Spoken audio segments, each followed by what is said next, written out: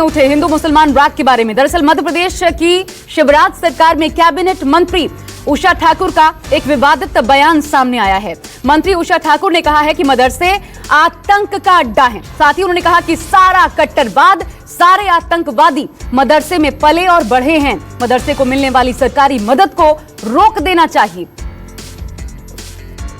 कौन सी संस्कृति पढ़ा रहे बंधु? यदि आप इस देश के नागरिक हैं तो आप देखिए कि सारा कट्टरवाद, सारे आतंकवादी मदरसों में पले और बढ़े हैं। जम्मू कश्मीर को आतंकवादियों की फैक्ट्री बना के रख दिया था।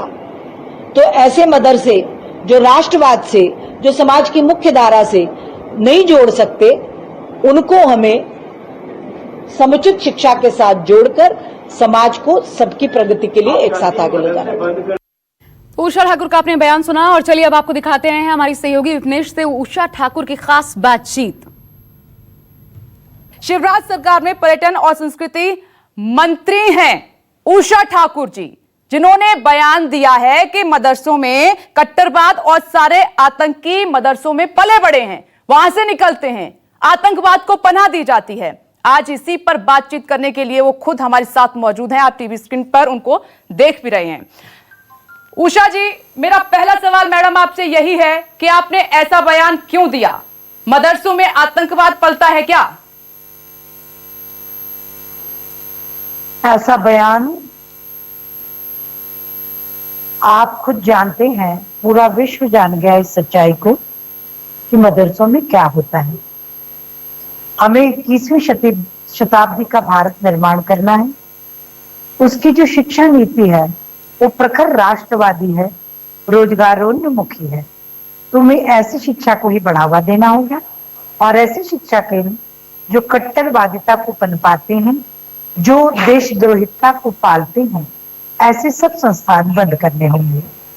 मैम, बिना तथ्यों के, बिना आंकड़ों के सभी मदरसों को आपने एक लाइन में खड़ा कर दिया। मदरसे आतंकवाद का अड्डा हैं, आतंक वहां पर पलता है। यह कितना सही है? क्या एक कोई गलत है तो क्या सारे गलत हो जाएंगे?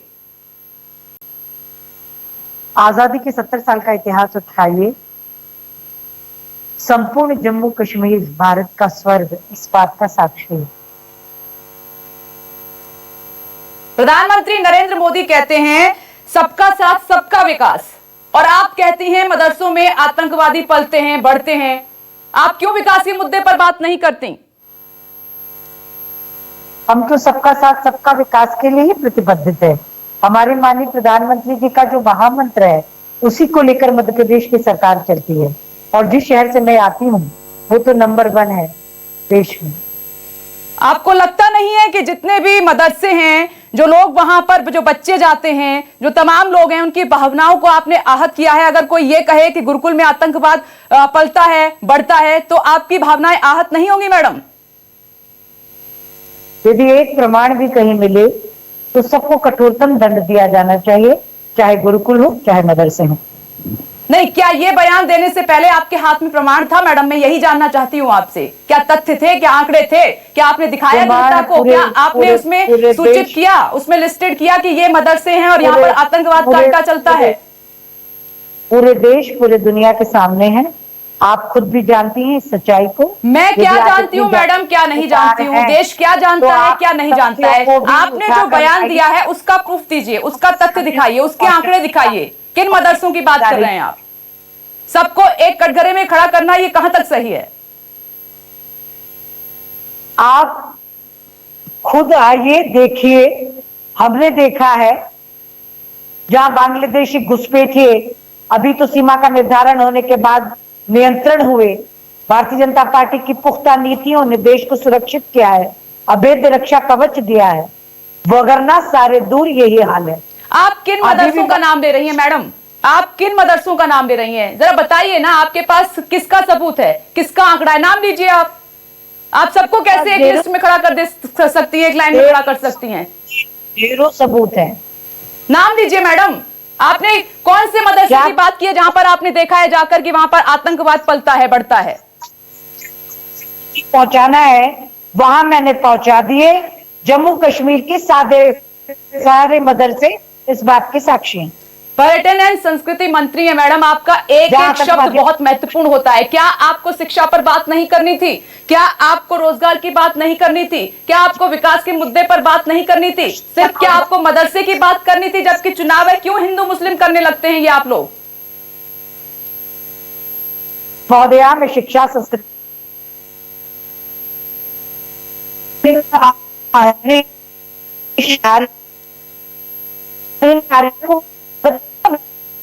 वही सच्चाई मैंने समाज के सामने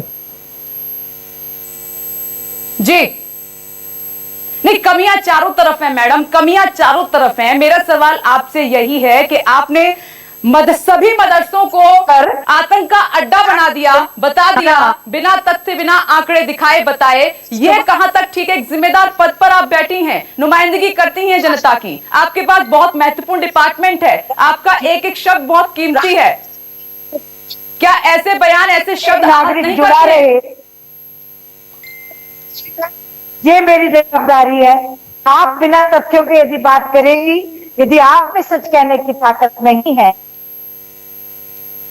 मैं कोई बात बिना तथ्यों के नहीं करती हूं मैडम, मैं आपसे पूछ रही हूं। नमस्कार, मैं हूं मानक गुप्ता। अगर आपको हमारा ये वीडियो पसंद आया हो तो इसे लाइक और शेयर जरूर करें, और हां, हमें सब्सक्राइब और फॉलो करना ना भूलें ताकि आप देश और दुनिया की कोई खबर मिस ना करें। तो जुड़े रहिए हमारे साथ और देखते रहिए News 24।